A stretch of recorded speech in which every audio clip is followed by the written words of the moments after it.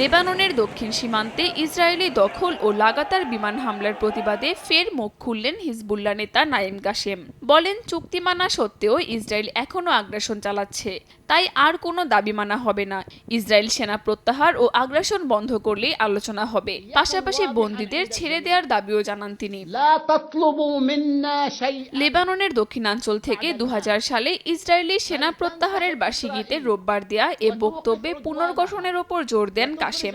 বলেন, পুনর্গঠনে জাতীয় স্থিতিশীলতার ভিত্তি। এ কাজে সরকারকে আরও কার্যকরভাবে এগিয়ে আসতে হবে বলেও মন্তব্য করেন তিনি। কড়া বার্তা দেন ওয়াশিংটনের উদ্দেশ্যেও। বলেন, ইসরায়েল ট্রাম্পকে ইয়েমেনে টেনে নিতে চাইলেও বুদ্ধিমত্তার পরিচয় দিয়েছে ট্রাম্প প্রশাসন। এবার গাজা ও লেবাননে ইসরায়েলের আগ্রাসনে ছাড় দিলে যুক্তরাষ্ট্র মধ্যপ্রাচ্যে বিনিয়োগ ও প্রভাব বিস্তারের সুযোগ হারাবে, এমনটাও বলেন তিনি। ইফাদ রোশেক স্পার্ট মিক্সে আছে সবচেয়ে বেশি মশলার সংমিশ্রণ। ইফাদ রোশেক স্পার্ট মিক্স মশলা।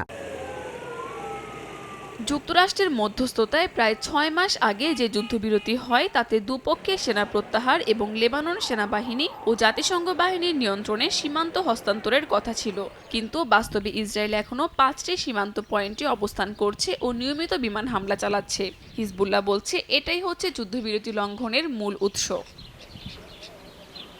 তবে বিশ্লেষকরা বলছেন, যুদ্ধ পরবর্তী বাস্তবতায় হিজবুল্লাহ মূলধারার রাজনৈতিক ভাষা ব্যবহার করে নিজেকে স্থিতিশীলতার অংশ হিসেবে তুলে ধরার চেষ্টা করছে। তারা আরও জানান, চুক্তির বরখেলাপ ইসরায়েলি আগ্রাসন এবং আন্তর্জাতিক নীরবতা। এই প্রেক্ষাপটে হিজবুল্লাহর হুঁশিয়ারি আবারও মধ্যপ্রাচ্যকে অনিশ্চয়তার মুখে ঠেলে দিচ্ছে। কাকুলি আখতার, সময় সংবাদ।